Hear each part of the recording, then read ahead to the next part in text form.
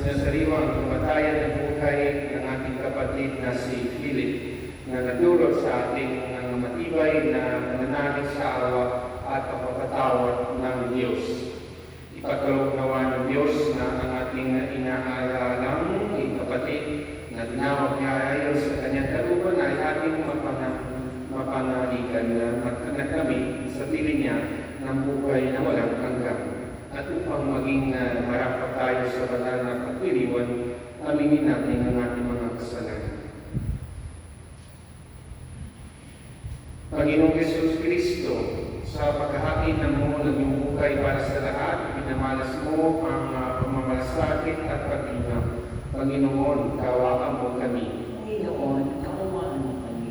Panginoong Yesus Kristo, sa iyong pagkatinlay sa kamatayan at iisa ka sa aming abang kalagayan. Kristo, kaawaan mo kami. Kristo, kaawaan mo kami. Panginoong Yesus Kristo, sa iyong muling pagkabuhay, pinatatak mo ang aming pananampalataya sa walang hanggang buhay sa kabila. Panginoon, kaawaan mo kami. Panginoon, kaawaan mo kami. Kaawaan nawa ng Panginoong Yesus Kristo ang ating kapatid na yumang, patawarin ang kanyang mga kasalanan at patubayan siya sa buhay na walang hanggan. Amen. Manalangin tayo. Ama namin makapangyarihan, ngayon ginaganap namin ang kaunang pagpunita sa pagyaw ni Philip. Inihiling namin siya ay iyong pagkamitin ng kapatalan ng umapaw. At marapatin siya ay makatambal ng kanan na mga banal sa pamamagitan ni Yesu Kristo kasama ng Espiritu Santo pagpasawalan hanggan. Amen. Ay, buwisit po.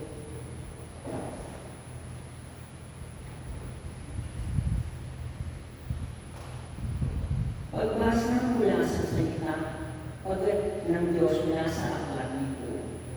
Ang sagot ni Job, sana ang sinabi ko'y maitalat na isulat, at ito'y magawa isang buong aklat.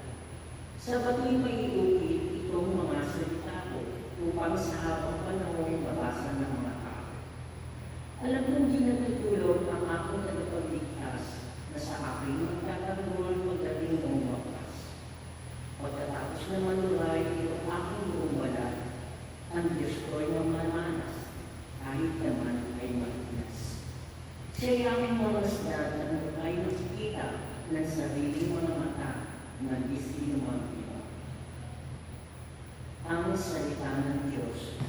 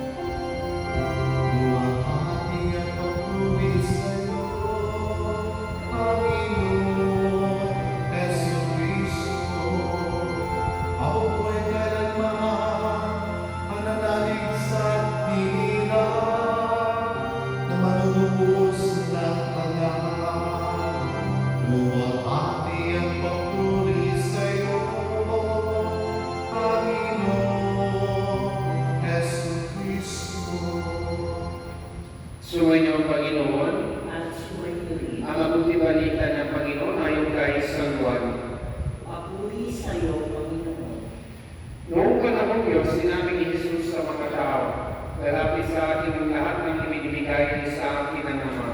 At hindi ko itataboy ang sinumang lumapit sa akin, sapagkat ako'y bumaba mula sa langit, hindi ko pagawin ang kalooban ko, kundi ang kalooban ng kasuko sa akin. At ito ang kanyang kalooban, huwag kong pabayaan mawala kahit isa sa mga ibinigay niya sa akin, kundi muling buhatin sila sa huling araw.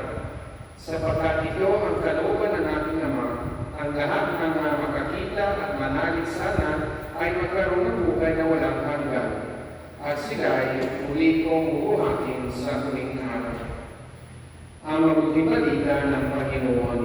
Pinupuri ka namin, Panginoong Jesucristo. Tayo po ay magsinto. Mga kapatid, narito kayo pagkatapos ng isang taon ng kamatayan ni Philip, ang anak ninyo, ang kapatid ninyo, kamag-anak ninyo. Anong dahilan kung bakit nandito kayo ngayon para kay Philip? Well, una sa lahat, nandito kayo dahil sa inyong pagmamahal sa Kanya. Minamahal ninyo siya.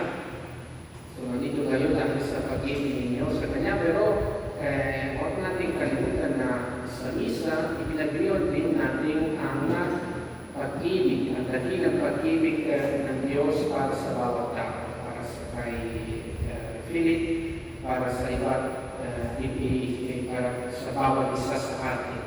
So, ito ang unang dahilan kung bakit nandito kayo. Siyempre, dahil sa pag-ibig ninyo kay Philip, sigurado na mahal siya din sa inyo lahat.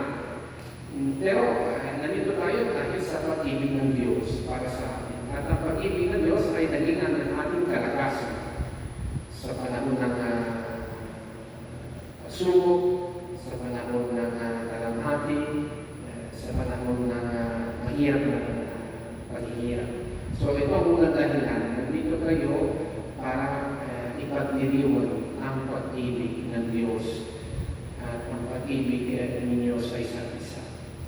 Tapos may isa pang dahilan kung bakit nandito kayo. Nandito kayo dahil sa inyong Kristiyanong pananampalataya. Ito ang unang dahilan actually. Ipagdasal natin ang kaluluwa ni Philip dahil naniwala tayo na muling nabuhay si Kristo. Ito ang dahilan kung bakit nandito tayo. At naniniwala din tayo na pagkatapos ng ating kamatayan din, mabuhay o muli tayong lahat. So ito ang ikalawang dahilan kung bakit nandito kayo. Dahil sa ating Kristiyanong pananampalataya. At narinig natin sa Ebanghelyo ang salita ni Jesus noong panahon yun, pero yung salita na sinabi ni Jesus sa kanyang mga lagat noong panahon yun ay ang mga salita na sinasabi ni Jesus ngayon sa bawat isa sa atin. Ano ang mga salita na yan? Sinabi ni Jesus, ang lahat na manalig sana ay magkakaroon ng buhay na walang hanggan. Sila ay hindi ko buhatin sa huling araw. Kasi sa harap ng kamatayan, ano pwede natin gawin? Wala. Ang Diyos lang ang siyang pwedeng gumawa. At ang gagawin niya ay mamigay buhay muli sa bawat tao. Magandang buhay na walang kalungkutan at pagdurusa. Hindi tayo pababayaan ng Diyos. Sigurado bibigyan tayo ng gantimpala sa kabilang buhay. Ito mga kapatid, ang ating Kristiyanong pananampalataya. Ngayon, nandito tayo para sariwain ang Kristiyanong pananampalataya na ito. Nandito tayo para sabihin kay Diyos, yes, naniniwala ako sa muling pagkabuhay ni Kristo. Kaya ngayon, mga kapatid, ipagdasal natin ulit si Philip na may matapat na pananalig sa muling pagkabuhay ni Yesu Kristo. Nawa, papasukin siya ng Diyos sa paraiso.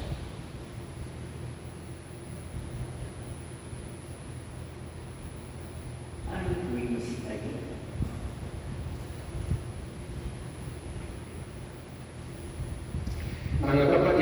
mahihina at nanalangin ang buong pananalig sa Diyos amang makapangyarihan. Binuhay niya muli ang anak niya si Kristo upang maging pagkabuhay ng lahat ng tao. Ang ating itutuon ay amang makapangyarihan, kami yung kaawaan. Amang makapangyarihan, kami iyong kaawaan.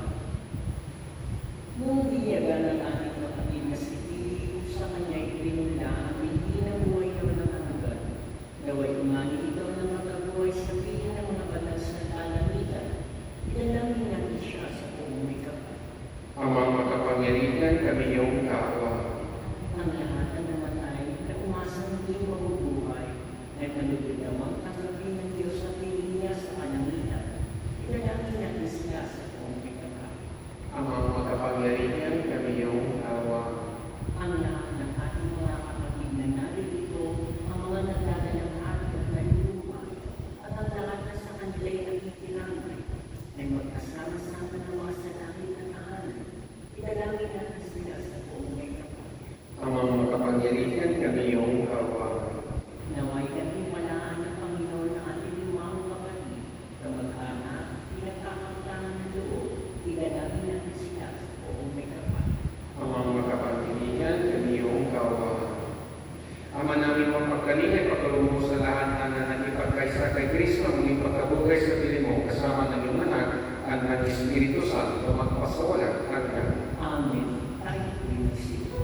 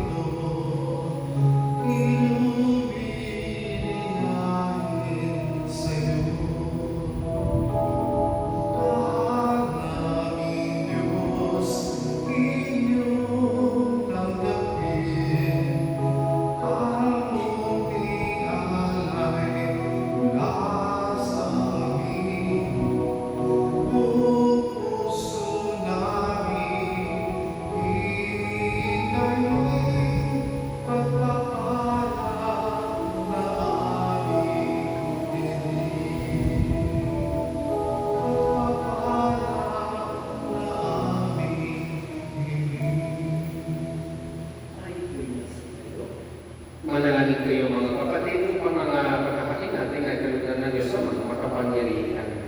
Ang ginawa ng Panginoon, itong pagkakain sa iyong mga kamay, sa kapurihan niya at karangalan, sa ating kapinungan, sa buong sambayan na niyang itunay.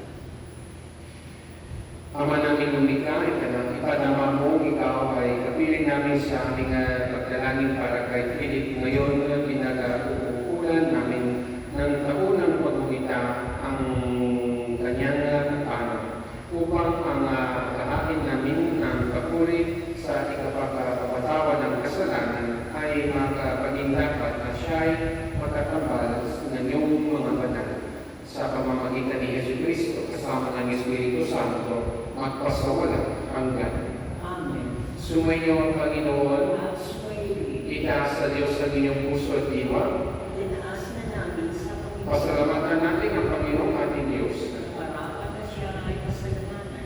Ama namin makapangyarihan, tunay na marapat na ikaw ay aming pasalamatan sa pamamagitan ni Yesu Cristo naming Panginoon. Lahat ay kanyang tinubos, ay binubukay niyang lubos ang iyong mga kinukop sapagkat siya ang buhay at pagkabuhay na tanang nagsiyaw at kumanaw. Kaya kaysa ng mga anghel na nagsisiyawin ng papuri sa iyo ng walang tupay sa kalangitan, kami nagpuri sa iyong kadakilaan.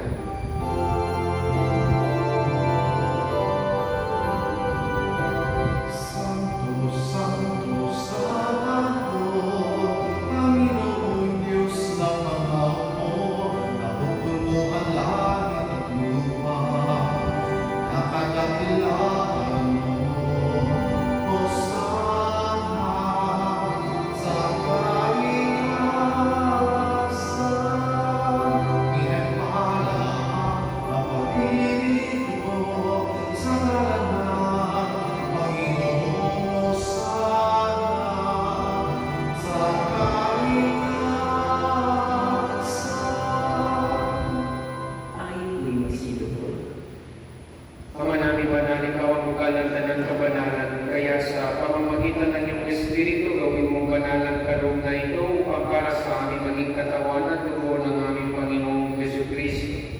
Bago niya pinag-uutisan loob na maging handog, tinawagan niyang tinapay, pinasalamatan kanya, pinaghati-hati niya yun, iniabot sa kanyang mga lagat at sinabi, "Tanggapin ninyong lahat ito at kanin. Ito ang aking katawan na ihahandog para sa inyo."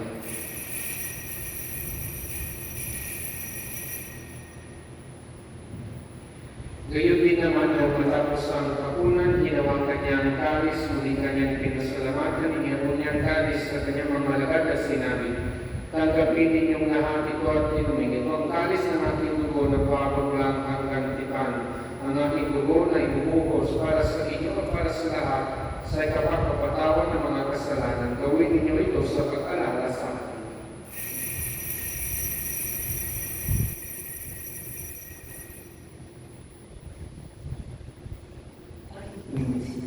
Ipabunin natin ang misteryo ng pananampalataya.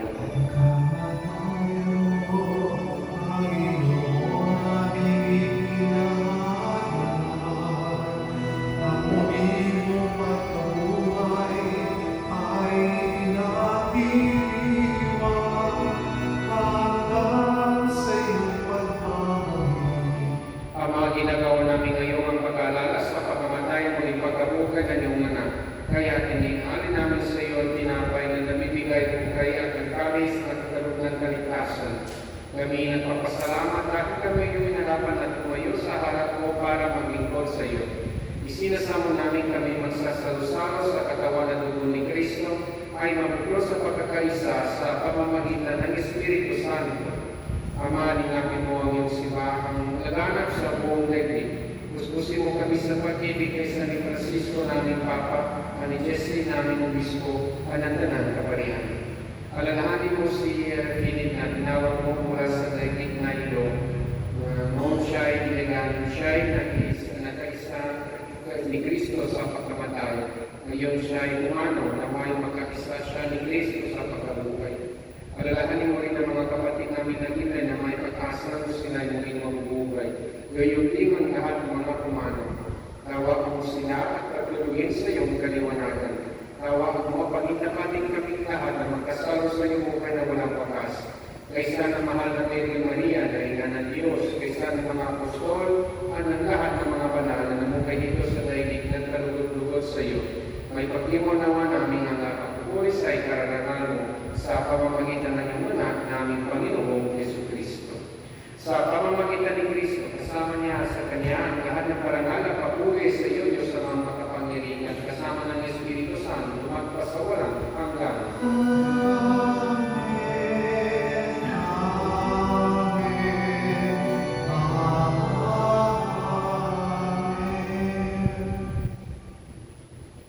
Sa tagubilin naman na nagkagaling na ulo sa turo ni Jesus ng Panginoon natin na Diyos, ipahit natin ng lakas loob.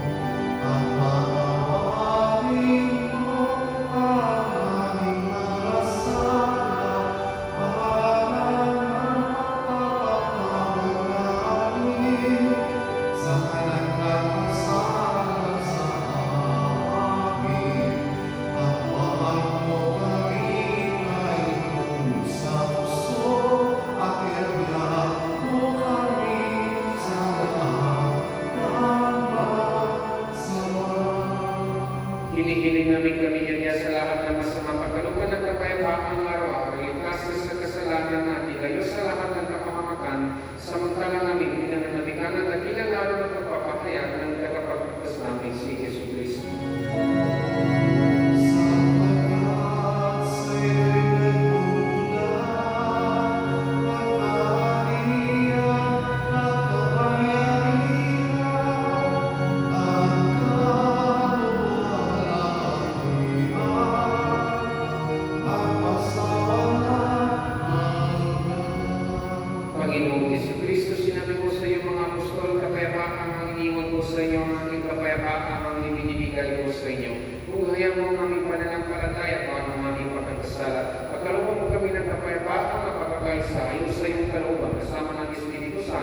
magpasawalang hanggan.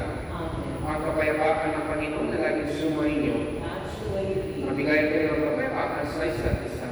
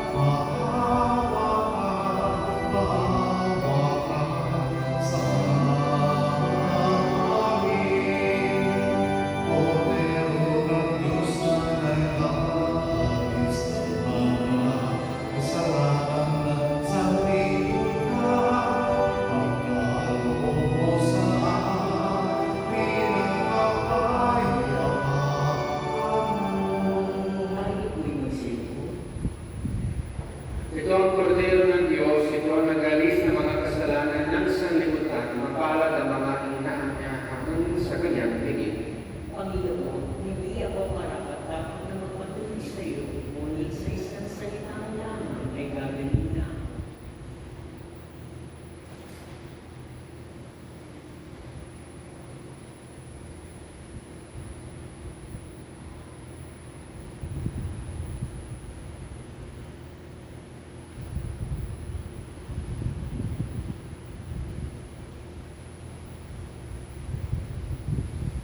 Para po sa next tumunang ng malalaki ng maaari po tayong bumila sa iyo.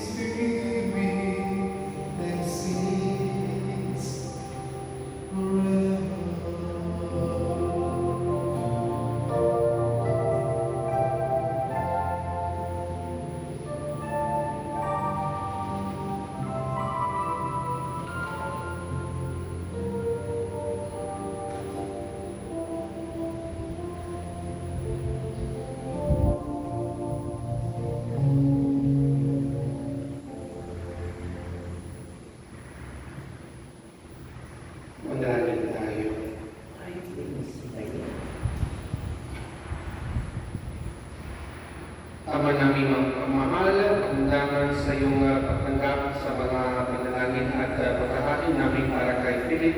Kami ay humihiling na ang ating bakit ng pagkakasalan sa kanya'y nanatili ay para mo ng awang patawarin para sa ganap na mapawi sa pamamagitan ni Yesu Cristo kasama ng Espiritu Santo magpasawalang hanggan.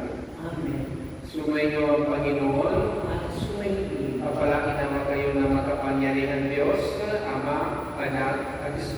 Santo. Amen. Kumain kayo,